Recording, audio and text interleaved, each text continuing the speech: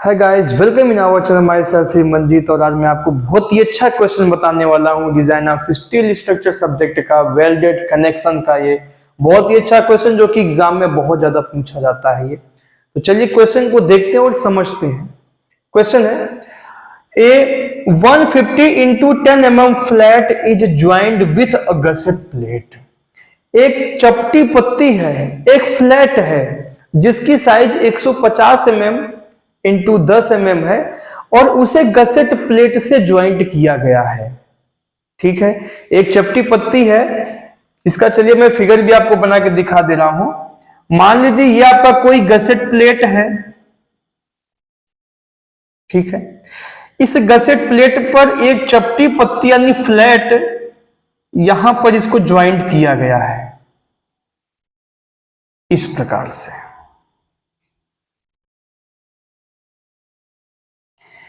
ये आपका एक गसेट प्लेट है और इस पर एक चपटी पत्ती ज्वाइंट किया गया। ये है फ्लैट आपका जिसकी साइज है 150 इंटू 10 mm। 150 क्या होता है? ये ब्रेड्थ ऑफ प्लेट होता है 150 mm और 10 mm क्या होता है? इस प्लेट की मोटाई होती है। और ये गसेट प्लेट है, इससे हमें कोई मतलब नहीं है साइज से इसके। और यहां पर इसको वेल्डिंग करना है by a 6 mm fillet weld. जो फिलेट वेल्ड की साइज लिया गया है वो 6 मिलीमीटर लिया गया है। ठीक है, आगे क्या कह रहा है क्वेश्चन में? If the tensile stress on the plate is 150 newton पर मिलीमीटर स्क्वायर।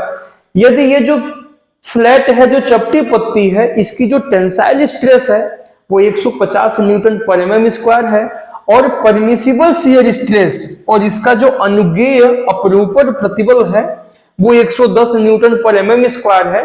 तो find the required length of the fillet weld. तो यहां पर इस फिलेट वेल्ड पे कितना लेंथ पे हमें वेल्डिंग करना होगा, वेल्ड लेंथ की कितनी आवश्यकताएं हैं, यहां पर वेल्ड लेंथ हमें फाइंड आउट करना है। ठीक है, तो सबसे पहले जो वैल्यू दिया गया उसको हम लोग लिख लेते हैं। वैल्यू क्या क्या दिया गया है? एक तो साइज दिया गया है फ्लैट की, size of flat 150 into 10 mm।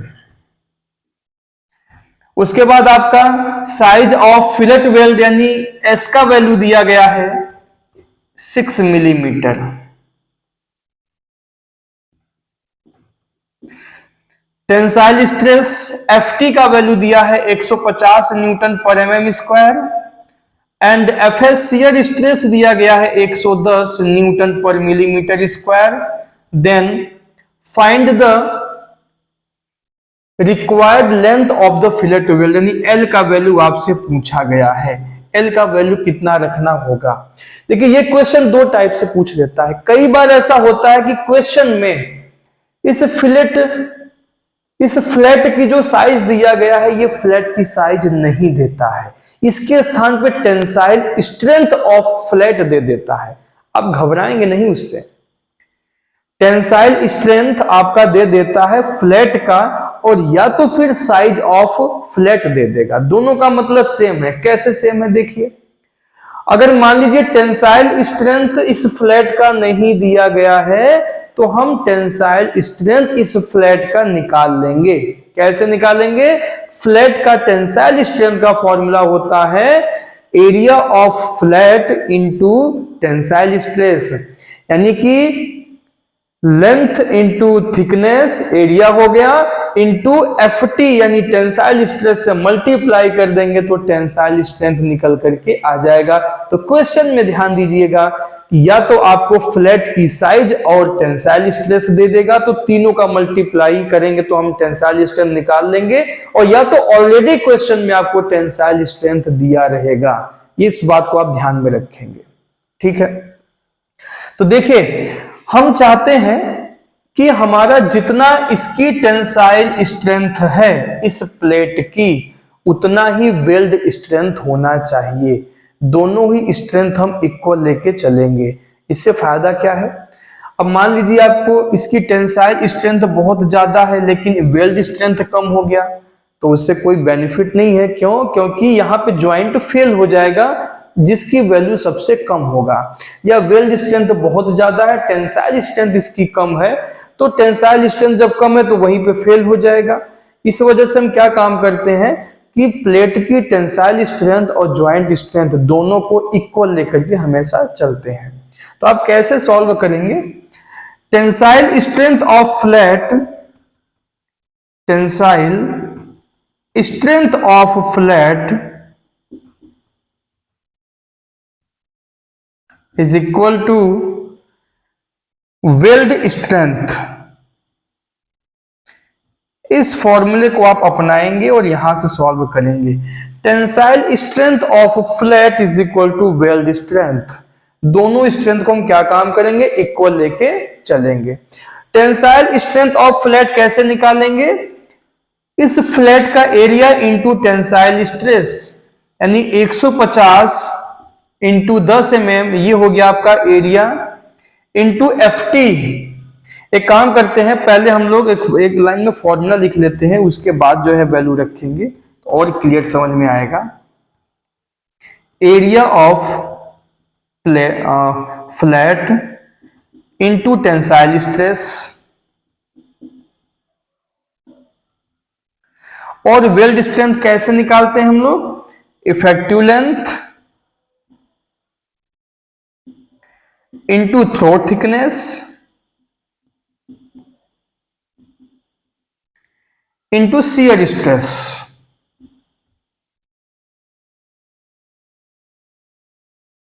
ठीक है, एरिया ऑफ फ्लैट क्या हो जाएगा? 150 into 10 mm into tensile stress, FT का वैल्यू दिया 150 is equal to effective length small l, throat thickness, throat thickness को T से डिनोट किया जाता है, और थ्रोट थिकनेस का फॉर्मूला क्या होता है? K into S into shear stress FS।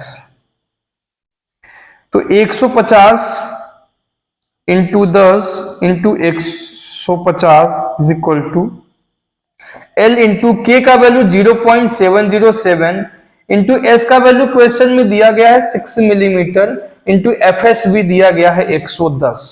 तो यहां से हम वेल्ड लेंथ निकाल लेंगे, 150 into 10 into 150 divide by 0.707 into 6 into 110 mm।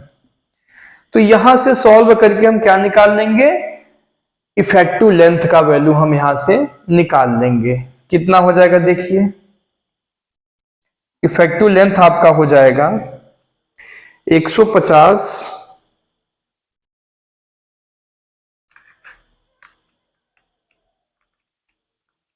इसको सॉल्व करेंगे तो आ जाएगा आपका ये 487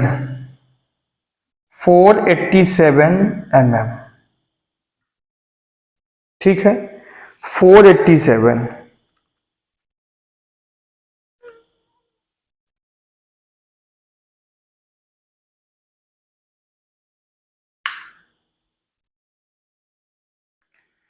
फोर 482 आ रहा है। ठीक है, ठीक है, 482 mm आ गया। तो ये हो गया हमें required length, effective length, total effective length of weld आ गया आपका। कभी कभी क्वेश्चन में ये पूछ लेता है कि पार्श्व साइड वेल्ड निकालिए। पार्श्व साइड वेल्ड का मतलब होता है कि देखिए यहां पे जो वेल्डिंग किया जाएगा वो यहां पे किया जाएगा, यहां पे किया जाएगा, और इधर पे भी किया जाएगा। इसको कहते हैं साइड लेंथ, ये भी होता है साइड लेंथ। ठीक है, कई बार आपसे ये पूछ लिया जाता है, तो फ्लैट में ध्यान देना, जितना लेंथ ये होगा उतना ही लेंथ आपका यहां पे होगा। तो साइड लेंथ कई बार पूछ लिया जाता है, तो कैसे निकालेंगे? साइड लेंथ का सिंपल सा फॉर्मूला है निकालने का। देखिए ये 482 mm जो आया हुआ है ना, वो यहां से लेके यहां तक पूरा आया हुआ है, टोटल वेल्ड लेंथ।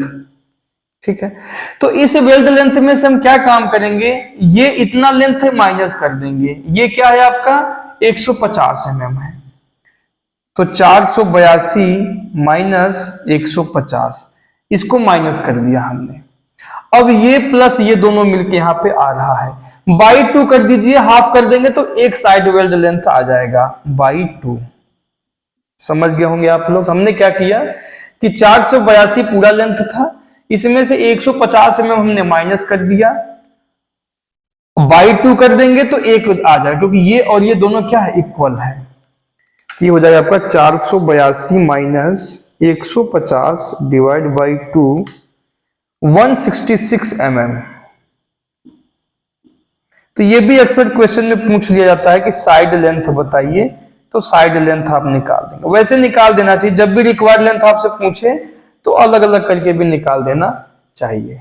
ठीक है, तो मैं समझता हूं ये क्वेश्चन आपको बहुत अच्छे से समझ में आ गया होगा, ज्यादा टफ नहीं था ये क्वेश्चन। ठीक है,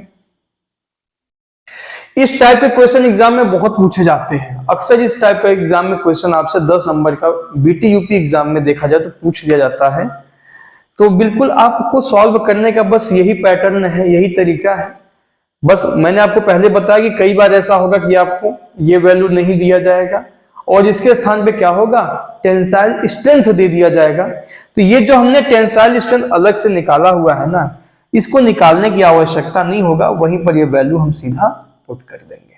ठीक है, चलिए मिलते हैं नेक्स्ट लेक्चर में और भी एक अच्छे क्वेश्चन के साथ।